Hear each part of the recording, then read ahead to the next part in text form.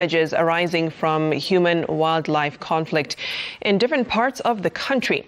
President William Ruto, while issuing a check for 959.4 million shillings for the latest round of compensation, said 4 billion shillings out of a pending 7 billion between 2014 and 2023 had been paid.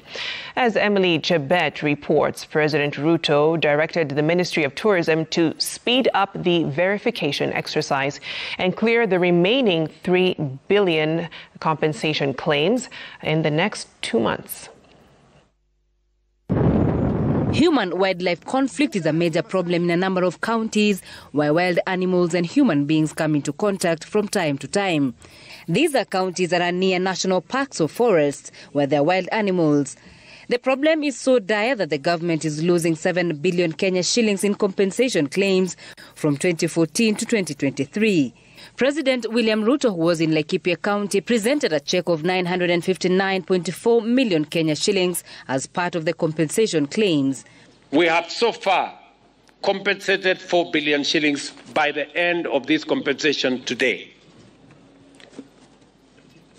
The others that are pending, almost 7,000 cases that have already been verified, my instructions are we should compensate those people in the next 60 days. The compensation claims are for deaths resulting from wildlife attacks, injuries, crop destruction, predation and damage of property caused by wild animals. The leading counties in the number of deaths caused by wild animals are Narok with 28 deaths, Kilifi with 24 deaths, Kajiado at 3rd with 23, Laikipia at 4th with 22, Kitui and Samburu tie at 5th with 19 deaths recorded each. Tana River has 18 deaths recorded, Taita Taveta 16, Meru 12, with Baringo, Kisumu and Homa Bay each recording 10 deaths to round off the 12 counties that have more than 10 recorded death claims.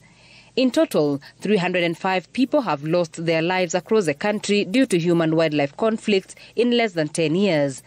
Victims of the human-wildlife conflict have over time decried the slow process of compensation, but the president said the launch of a compensation scheme for damages arising from human-wildlife conflict will remove unnecessary bureaucracies, making the process easier and faster.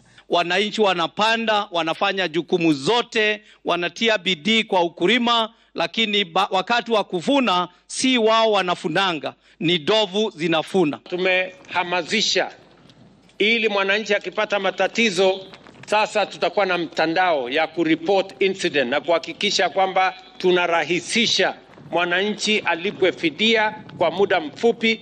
Kajiado County, which has the most serious cases of human-wildlife conflict, will get the lion's share of 94 million, followed by Laikipia 71 million, Narok 70 million, Tana River 60 million, Samburu 54 million, Taita Taveta 50 million, Meru 48 million, and Baringo 45 million.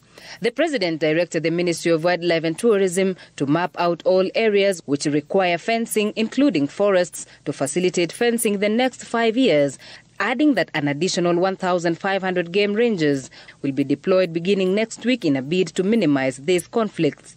This phase 1 has a budget of 300 million shillings and will be laying 350 kilometers of electric fence. We'll soon be embarking on phase 2 for another 350 kilometers. The president said expeditious compensation will build public confidence in wildlife conservation and minimize hostilities from communities whenever wildlife strays into their farms.